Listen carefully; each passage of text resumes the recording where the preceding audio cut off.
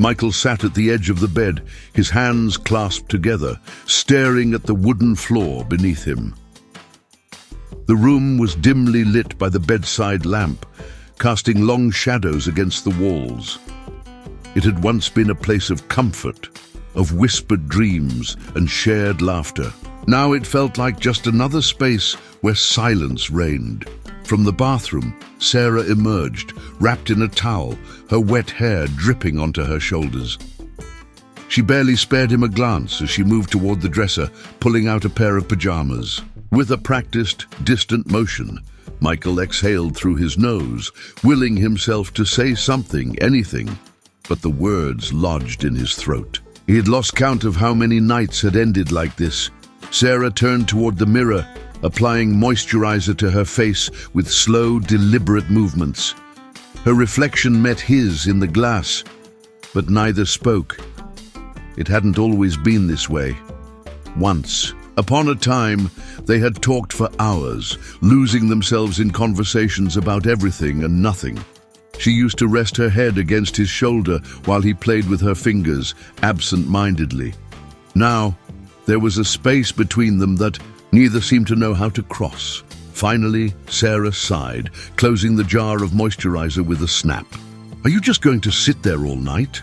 Her voice wasn't sharp, but it wasn't warm either. Michael ran a hand through his hair, hesitating. "I don't know what to say anymore," Sarah scoffed. "That's a first." His jaw clenched. The sarcasm was a defense mechanism, he knew that, but it still stung. "I'm trying, Sarah." "Trying what exactly?" She turned to face him now, arms crossed over her chest. "Because from where I'm standing, it doesn't look like either of us are trying at all."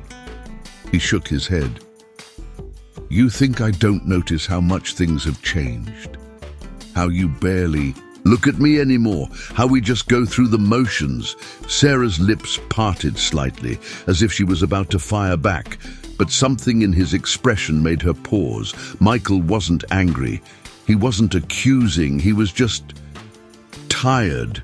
And maybe she was too. She sat down on the other side of the bed, keeping her distance. "I don't know how to fix this," she admitted. "I don't even know where to start." A silence settled between them, but this time it wasn't just emptiness. It was filled with years of love, of pain, of longing for something they had lost. Michael turned to her, his voice softer now. "I don't want to give up on us, Sarah, but we can't keep doing this." She looked down at her hands, twisting her wedding ring absent-mindedly. "So, what do we do?" He hesitated, then inhaled deeply. "Let's stop talking." Her head snapped up. "Excuse me? I mean, let's stop fighting. Stop arguing. Stop trying to win." He shifted slightly, facing her fully now. "Instead of yelling at each other, let's write it down." She frowned. "Write what down?" "Everything. The things that frustrate us. The things that hurt. The things we wish we could say without turning it into a fight. Let's write them on sticky notes, put them in a box, and not talk about them for 90 days. Sarah blinked, caught off guard. "And then what?"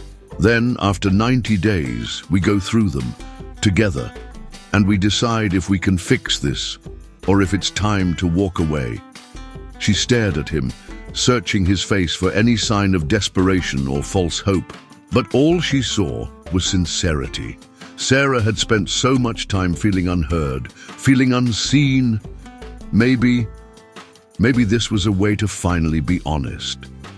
To say what needed to be said without the weight of immediate consequences. Finally, she nodded, her voice barely above a whisper. Okay, for the first time in months they had made a decision together. It wasn't a solution, but it was a start. And for now, that was enough. Michael sat at the kitchen table, a cup of black coffee growing cold beside him. In front of him was a small stack of yellow sticky notes, the top one blank, waiting for his words. He twirled the pen between his fingers, staring at the empty space, as if the right words would appear on their own. It was strange. He had so much to say, so many things that had been buried beneath years of unresolved frustration. And yet, now that he had the chance to write them down, His mind felt like a tangled mess. Across the room, Sarah moved around the kitchen, pouring herself a cup of tea. She hadn't said much that morning, but there was a quiet awareness between them. She knew he was about to write his first note. Michael exhaled, pressing the pen to the paper. "I miss the way we used to talk. It feels like you don't see me anymore."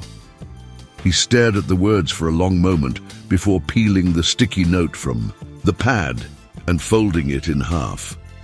Without a word, he walked over to the wooden box they had placed on the counter, the one that would hold their unspoken thoughts for the next 90 days. He dropped the note inside. Sarah glanced at him but didn't say anything.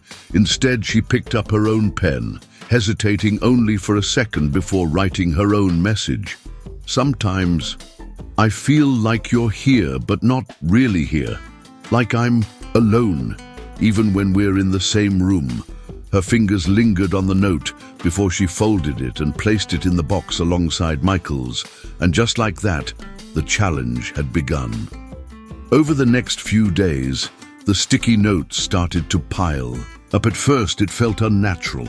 Writing down frustrations instead of speaking them out loud was difficult, especially when emotions ran high. There were moments when Michael would catch himself wanting to argue, to defend himself, to prove a point. But instead, he would step away, grab a sticky note and write down his feelings in silence. Sarah did the same. Some days, she wrote about the little things, how he never put the dishes away, how he would leave his shoes by the door instead of in the closet. Other days, her notes were heavier, like the time she wrote, "I feel like I've become just another responsibility to you instead of someone you love." Michael read her note after she placed it in the box. He didn't say a word, but later that night, instead of scrolling through his phone after dinner, he sat with her on the couch and asked about her day. Sarah noticed. One evening, Michael wrote, "I wish you would smile at me the way you used to." The next morning, Sarah kissed his cheek before leaving for work, something she hadn't done in a long time.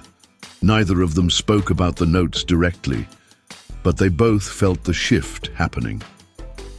A week into the challenge, the usual tension that filled their home had started to ease, even if just a little.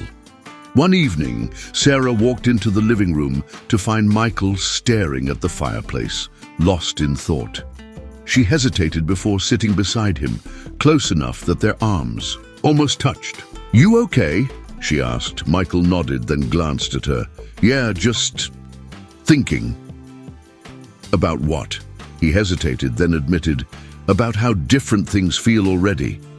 Sarah nodded slowly. "Yeah, I've noticed it too."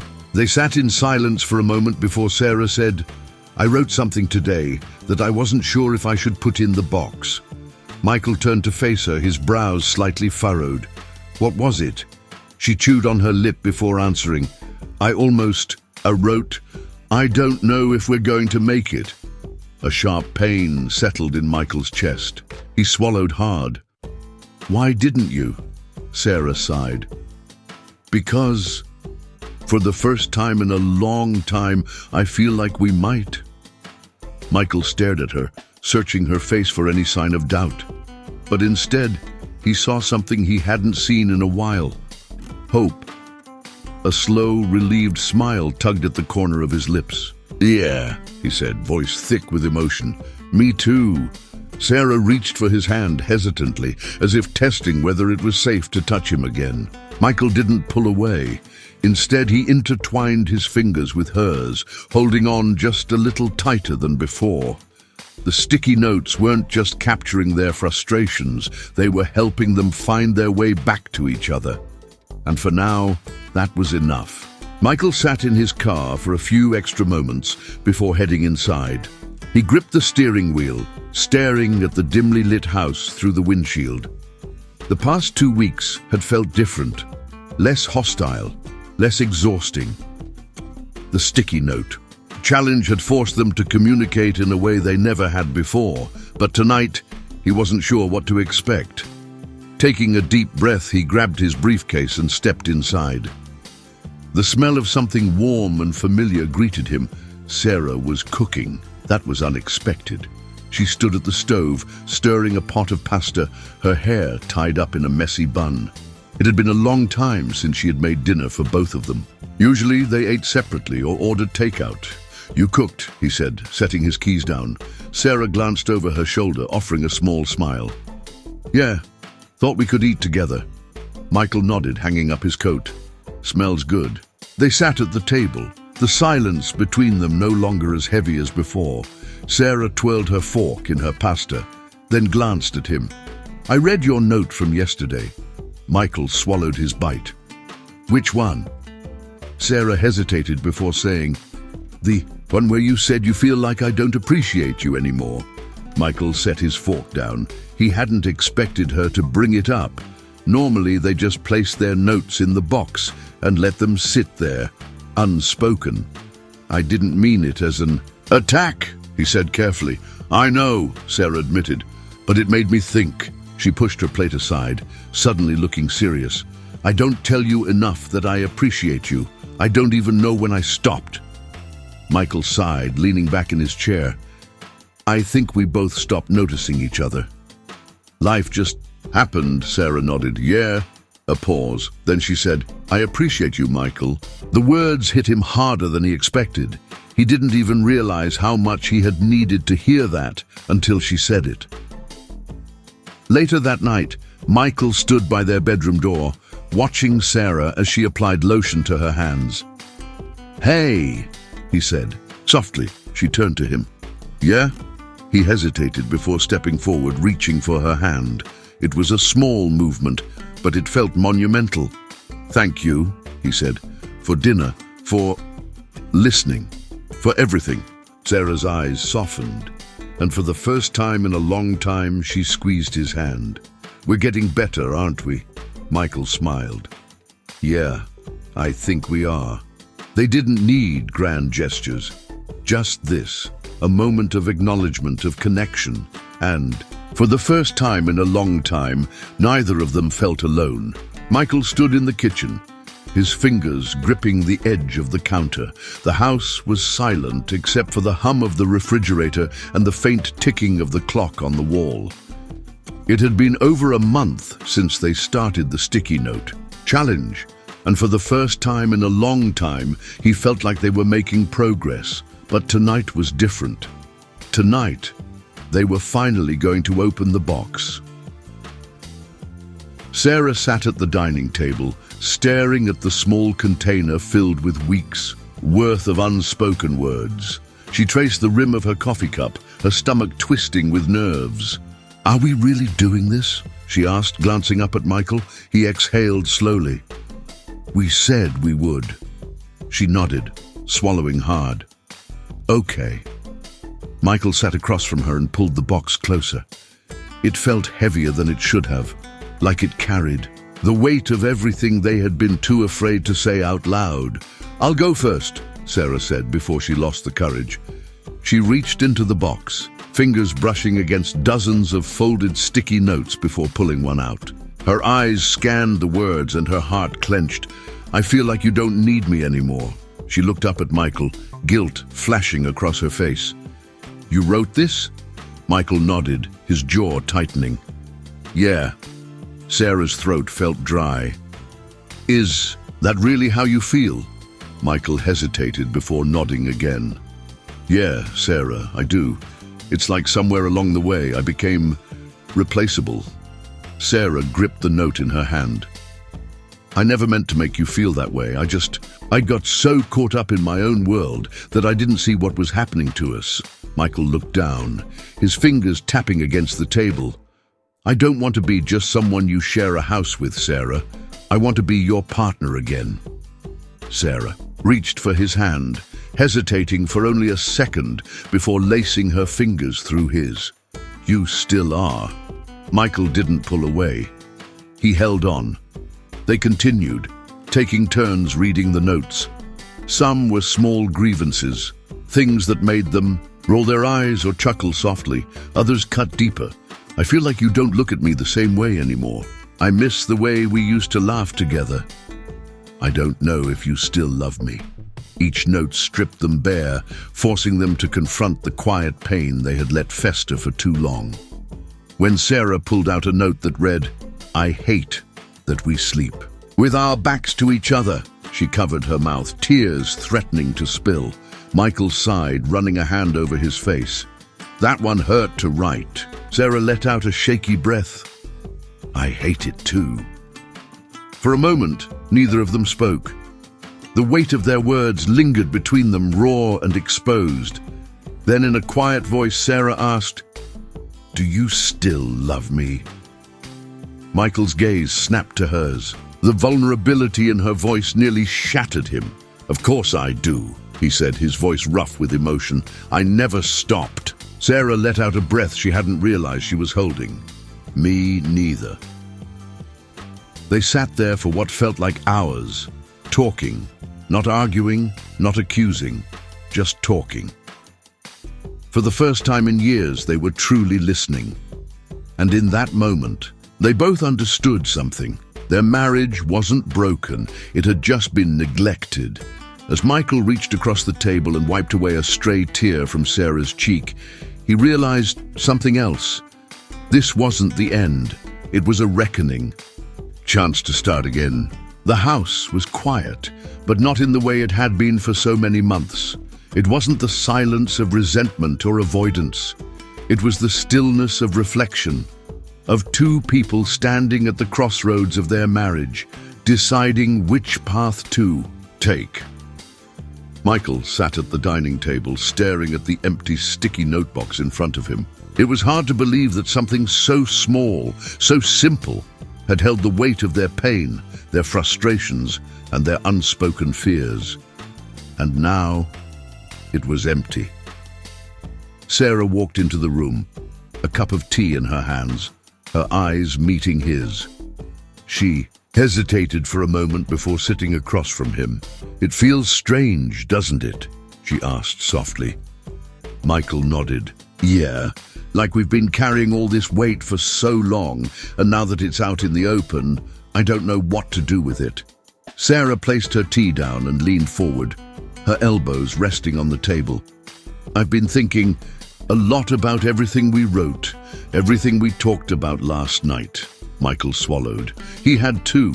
They had gone through every note, every painful truth, every buried frustration. They had cried, they had apologized, they had admitted things that were hard to say, but there was still one question neither of them had answered. What now? Sarah inhaled deeply. Michael, do you still want this? Do you still want us? Michael's fingers tightened around the edge of the table. He had asked himself the same question all night, lying awake beside her, feeling the warmth of her body, yet knowing how far apart they had become. I do, he said finally. I just don't want to go back to the way things were. Sarah nodded. Neither do I. For a long moment they sat there, absorbing the truth in those words. Sarah reached across the table, hesitating only for a second before taking Michael's hand in hers. We've spent so much time pointing fingers at each other, but maybe we need to start asking, what can I do differently? Michael exhaled, rubbing the back of his neck. You're right. I don't want to just fix things temporarily. I want us to be better for real. Sarah looked down at their intertwined fingers. So how do we do that? Michael thought for a moment. What if we make new sticky notes? Sarah frowned. Michael, I don't think I can take another. 3 months of writing everything down. He chuckled, shaking his head. No, not like that. What if instead of writing our frustrations, we write things we're grateful for? Things we appreciate about each other? Sarah blinked, taken aback. Like the opposite of what we just did. Michael nodded. Exactly. We spent so much time focusing on what was wrong that we forgot to see what was still right. Sarah let the idea sink in. She thought back to all the small moments she had taken for granted, the way Michael always made sure her car had gas before she left for work, How he never let her go to bed without saying goodnight. How he always knew when she needed space. And when she needed to be pulled close, a soft smile tugged at her lips. I think that's a really good idea. Michael squeezed her hand. Then let's do it. Let's choose us. Sarah felt the tears well up in her eyes, but this time they weren't from sadness or frustration. They were from relief, from hope. For the first time in a long time, she felt like they weren't just surviving. They were rebuilding. We're not perfect, she whispered, but I think we're worth the effort. Michael smiled, bringing her hand to his lips. I know we are. And just like that, they made the decision. Not to walk away, not to give up, but to fight for the love that had always been there, waiting for them to find it again.